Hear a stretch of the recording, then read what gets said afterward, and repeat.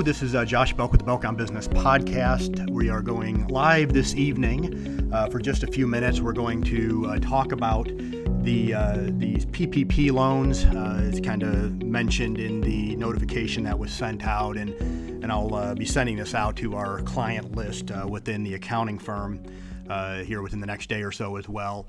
I know that there are quite a few people out there before the ink was even dry on this CARES Act last Friday, or before the president even signed it, out there, putting out webinars and trying to get information out there in regards to this. I'm not at all trying to monetize through what's going on here. Really just want to try to be a help this evening or whenever you listen to this, in regards to where are we at right now, what do we know, and where do we go from here. As I think probably everybody is aware, and this particular conversation right now is really going to be geared toward small business owners, sole proprietors, those that would directly benefit from the Paycheck Protection Program that's part of the CARES Act. I am not going to get into the economic injury disaster loan component of this. I'm really going to kind of focus on the Paycheck Protection Program, or the PPP program, PPP portion, or the PPL as it's been referred to as well. So I'm going to kind of talk at this, and I'm going to give you a lot of detail, so you may want to go back and listen to this, or I may end up kind of distributing the information, at least the detail in either under this, or send this out as a blast a little bit later on. So what do we know right now? Last Friday is President Trump signed this into law after kind of a lot of back and forth as it relates to our congressional leaders in as far as what this was going to look like. I know that there ended up being some pork in this particular bill, as usually is the case with most anything that gets passed in Washington. Glad they finally got something done. I think what the objective of this was to try to keep the economy rolling through something that we have not seen in this country in about 100 years, as it relates to a pandemic, a health pandemic, kind of going through our nation. And of course, our economy is complex. And so a lot of what the objective was here, to try to keep people employed, try to keep people working, or at least try to keep money coming into the households of those who have been directly impacted. For many of them, to no fault of their own, either they lost their job, or their businesses are struggling, whatever the case may be. On a previous podcast, I had a couple gentlemen that we had the opportunity to kind of go through other provisions of the act. I'm not going to do that this evening either. So I'm going to hop right into this. Right now, we do not know ultimately what the banks are going to require. So the SBA, they are not accepting the banks are not accepting these loans yet. They're not issuing these loans yet. So these banks are going to be issued, these loans are going to be issued by banks. All the banks historically who have issued or have been able to write 7A loans, of course, they can write these, as well as any bank who qualifies under the Department of Treasury rules to be able to issue these loans. So your local bank, your local community bank may be able to do these if they have not been able to historically. The SBA does have a lender match tool on their website where you can go to find out if your local bank is participating or is eligible to participate in issuing these loans. So your bank will be issuing these loans backed by the SBA. The maximum loan amount is $10 million. I'll get into here. What I'm going to do here is just kind of rattle off a bunch of facts as it relates. And then I want to say on the front end, you really want to talk to your tax advisor about this, as well as your banker. So the banks may have different rules as far as what they want to see. They may want more than what I'm going to mention here. They will have some latitude to be able to do what they want, provided they operate within the guidelines of this particular act. So the maximum loan size is $10 million. A small business is defined as one under 500 employees, and any business that has experienced significant disruption due to the COVID-19 virus, can apply for these loans. So as of right now, it's any business within the United States and also a few other areas as well. And the way this is going to run, the calculation as far as on what the maximum loan amount will be is you will need to go back and take the 12 months of your payroll plus certain employee benefits, so basically retirement, group insurance, over the past 12 months, divide that by 12 and multiply it times 2.5. So if you kind of go back tomorrow, the 31st is the end of the quarter, so maybe an easy way to do this, you kind of go back, look at your last 4 quarters, grab your last 4 941s in your business, add your top line up, divide that by 12, and then multiply it times 2.5. That's going to be the maximum loan amount. So that's one element as far as what can you get a loan up to. Doesn't mean that you may want to take a loan that large, but that is the most that you can take. Now, so it's going to look at the prior 12 months. If you're a seasonal business, okay, and it might have some here that are seasonal businesses. There are kind of time frames that they've outlined that you can look at, which is February 15th, 2019 through June 30th, 2019, or March 1st, 2019 through June 30th, 2019. Okay, so you'd use that as far as to calculate your average payroll. So payroll includes, as I mentioned here a second ago, salaries. It does include commissions, tips, health insurance, retirement benefits, and other types of compensation. It can also include certain contractor payments as well. And I'm not going to get into that. Once again, if you're in that boat and you have contractors that may qualify, you want to make sure that you have that conversation with your accountant or with the bank to see what will qualify. Any employee that's making over $100,000 will be excluded from this. They cannot be part of this loan package. So it's basically for employees making under $100,000. Now, any part of the loan, and I'll get into the forgiveness portion of it here in just a moment, but any part of the loan that is not forgiven will turn into a 10-year note with an interest rate no greater than 4%. So you can kind of picture a little bit of what that is, and I'll get to the calculations here in just a moment. So if you end up getting this loan, you don't spend it all in the 8 weeks afterwards, and I'll talk about that here in just a moment. Anything that is remaining, you will convert into a 10-year loan, interest rate no higher than 4%. And interest will accrue on the loan from the time that the loan is taken out until 6 months later when you will need to start making payments. So essentially, you have about a 6-month time frame where you will not need to make payments on the loan, and then at that point, but interest will accrue. Then at that point, it'll become a 10-year amortization with an interest rate not to exceed 4%. Now, this particular loan, any small business, normally in normal SBA loan programs, nonprofits are not able to get these. Churches are not able to get these. In this case, they are.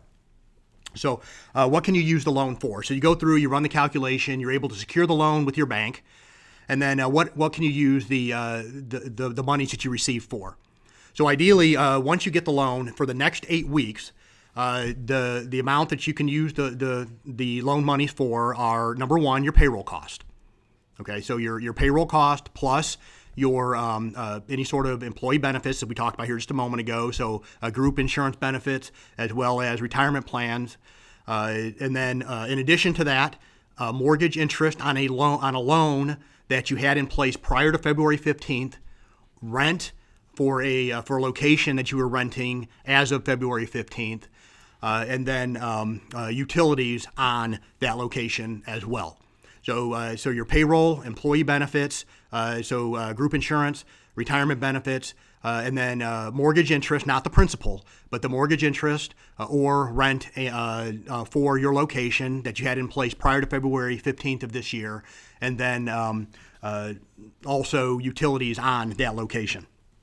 Okay, so that's essentially what you can use it for. Now, there is a full-time equivalent calculation that comes into play, and I'll try to get into that here in just a little bit. Okay, and try to explain this. Like I said, there's a lot of detail that goes into this. When you get into the process, you want to make sure you have a good understanding on all of these rules, that you kind of understand how you can spend the money, how much of it can be forgiven, and then what your exposure may be on the back end. Under normal SBA 7A loans, now they're using the 7A infrastructure, but this is not a 7A loan, okay? So they're using the 7A infrastructure. Under that, normally a personal guarantee is required. The EIDL, no personal guarantee is required if it's under the $200,000 threshold, but in this case here, there is no personal guarantee on these loans. Okay, so the owner will not need to personal guarantee assigned as a personal guarantee on these loans. So what does the loan forgiveness program look like? So the forgiveness portion is calculated as the amount spent by the borrower during an 8-week period after the loan is taken out. And then, as I mentioned, any sort of interest on a mortgage that was in place prior to February 15th, rent, etc., okay, and utilities. And so the amount forgiven is reduced based on a failure to maintain the average number of full-time equivalent employees versus that period from either February 15th, 2019 through June 30th, 2019, or January 1st, 2020 through February 29th, 2020. So once you get this loan, there's going to be some work on the back end. So you're going to have to go back and look at the full-time equivalents during one of these time periods and see whether or not you're maintaining that particular workload essentially within your payroll, within your company. Okay, so if you're maintaining the same full-time equivalents there, then essentially all of your payroll will be able to be used. Now, if your full-time equivalents drop, or you've reduced any sort of your employees' cost by 25%, okay, you're going to end up having to you're going to essentially have a portion of that loan that you're going to have to pay back. Okay. Once again, I understand it's a little bit complicated. So once you get into this, you want to make sure that you have a real good grasp on what your exposure is. Ideally, what you want to happen here is once you secure these loans, that you want to get people back into your business working. So if you had essentially let people go here over the last month or so, it gives you the ability to go ahead and bring them back on and pay them and have that portion of the loan forgiven a little bit later on. And so that's essentially kind of what the objective is. So it's really kind of a short-term solution within your business to get the employees back into your business for an 8-week period, get them paid, get their benefits paid, and so forth. Okay, then once that 8-week period is up, whatever has not been used, essentially you have to pay back. And so next question that's commonly out there, do we need to file my 2019 tax returns? I know for a lot of our clients, we probably still have a couple hundred businesses that are on extension. Some lenders may require your 2019 returns to be finalized before they accept it. Many banks will just operate off the 2018s or off of other paperwork. So just kind of be aware of that. If you go to your bank and they say we need the 2019s, you want to make sure that you're prepared for that. That you have your returns in hand, or you need to go find another lender that may not require your 2019 taxes to be able to move forward. How long will the loan application take? We do not know. When they passed passed the CARES Act, they gave essentially the SBA about 15 days to get exactly what they wanted from the banks out to the banks.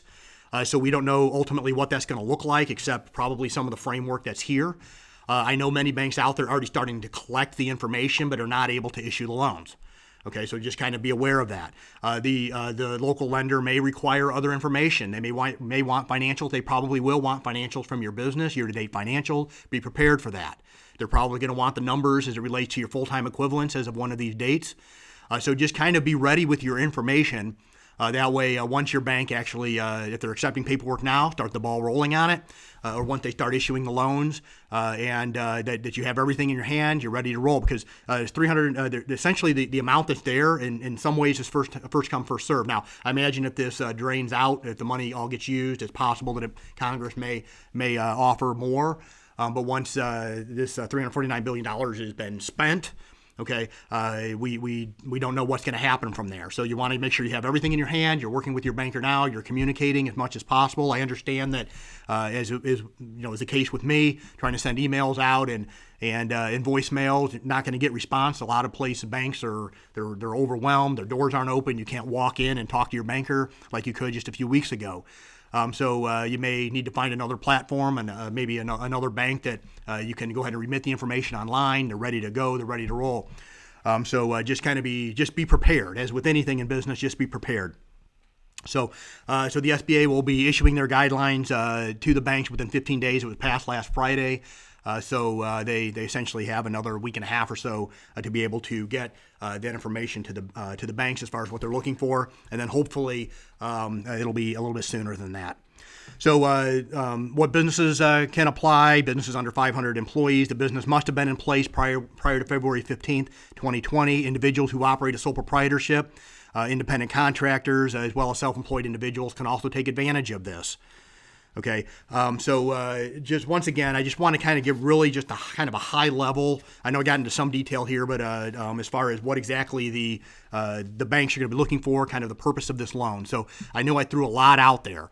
But kind of your big takeaway on this is just to be prepared. Get your paperwork prepared. Go back, make sure you have your 2000. If you don't have your 2019 returns yet done yet, make sure you have your 2019's at least rough financials together, ready for the banks. Make sure you've gone back. You have your last 4 quarters of payroll. You have that information together, so you know what you can't. Definitely, the banks are going to require that. You understand what your full-time equivalents were during that time frame. And then take a look at your budget going forward and see how much money you want to take in that loan process. Because maybe you don't want to take the full amount because you want to operate at a reduced payroll number right now. Or you may want to go and take advantage of it, understanding that you're going to have a portion of it that's not going to be forgiven, that you will end up needing to start making payments on 6 months from now. Hopefully this was of some help. I know that for my clients, I'm sure you'll be contacting and asking for more information. For anybody else who watches this, maybe it gave you a little bit of information as far as to go to your accountant, talk to them about it, as well as begin putting together your information for your banker as we wait for here within the short next week or so for banks to be able to start issuing these loans. Hope you have a wonderful day. This is Josh Belk with the Belk on Business podcast. Hope to hear from you again soon. Take care.